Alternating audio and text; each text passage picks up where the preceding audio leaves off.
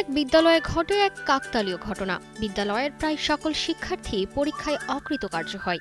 শিক্ষার্থীদের নিয়ে অভিভাবকদের কপালে চিন্তার ভাঁজ পড়ে। ঠিক তখনই আগমন ঘটে একজন শিক্ষকের, যিনি কাঁধে তুলে নেন সকল শিক্ষার্থীকে কৃতকার্য করার দায়িত্ব।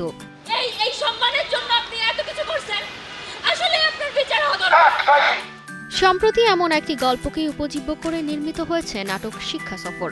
অনামিকা মণ্ডলের রচনায় নাটকটি নির্মাণ করেছেন আদিফ হাসান। নির্মাতা জানান, বর্তমান সময়ে শিক্ষাঙ্গনে শিক্ষক শিক্ষার্থীদের সম্পর্ক সাথে নানা জটিলতার গল্পই মূলত উঠে আসবে এই নাটকটিতে। টানা তৃতীয়বার অর্জন করেছে দেশের সেরা সুপার ব্র্যান্ড স্বীকৃতি বসুন্ধরা টিস্যু। গল্পটা বেসিক্যালি এখনকার ইয়ুথ জেনারেশন যারা আছে তাদেরকে কেন্দ্র করে। তো বরাবরই আমি গল্প বলতে পছন্দ করি। আপনারা তো জানেন বিষয়টা, অলরেডি আমাদের অনেকগুলো শুটিংয়ে আপনারা এসেছেন।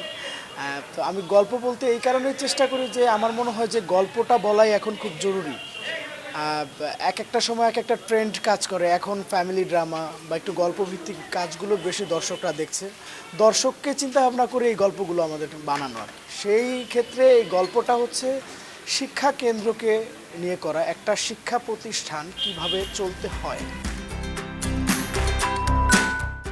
এই নাটকে কেন্দ্রীয় দুই চরিত্রে অভিনয় করেছেন রাশেদ সীমান্ত ও শায়লা সাথী। শিল্পীদের মতে বিনোদনের মাধ্যমে সামাজিক বার্তা নির্ভর এই নাটক ভালো লাগবে দর্শকদের। আজকে যে আলো এই স্কুলে চলছে, এই আলো আর কেউ কোনোদিন নিভাইতে পারবো না, আমি জানি না।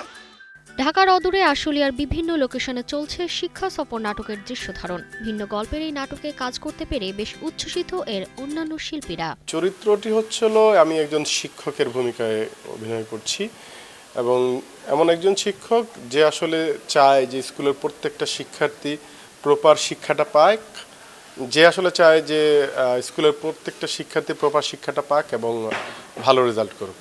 এটা মূলত হচ্ছে একটা সামাজিক গল্প, একটা সোশ্যাল মেসেজের গল্প, যেখানে বলা চলে যে বর্তমান পরিস্থিতিতে শিক্ষা ব্যবস্থা, আমরা শিক্ষার্থীরা কিছু হলেই উচ্ছৃঙ্খল হয়ে যাচ্ছি।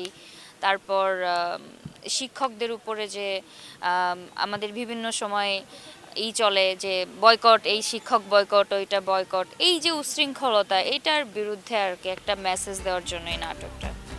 নির্মাতা জানান, দৃশ্য ধারণের পর সম্পাদনা শেষে শিগগিরই দর্শকদের জন্য একটি দেশের বেসরকারি টেলিভিশনের পাশাপাশি অনলাইনে মুক্তি পাবে শিক্ষা সফর।